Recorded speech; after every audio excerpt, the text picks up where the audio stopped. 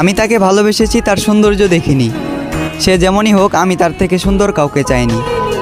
তার মুখ থেকে ভালোবাসার কথা শোনাটা ছিল আমার জীবনের শ্রেষ্ঠ উপহার। আফসোস, এটা ছিল তার অভিনয়। তবে আমার ভালোবাসাটা অভিনয় নয়, বরং তার এই অভিনয়ের কারণে তাকে পাওয়ার যুদ্ধে আজ আমাকে মানতে হলো হার।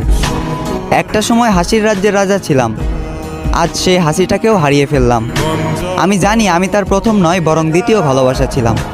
তবুও সে চিন্তাবাদ দিয়ে তাকে ফুলের মতো আগলে রাখলাম। আফসোস, সে ফুলের কাঁটাতেই আমার জীবন গেল, যে ফুলটা একটা সময় আমাকেও ভালোবাসার কথা বলেছিল।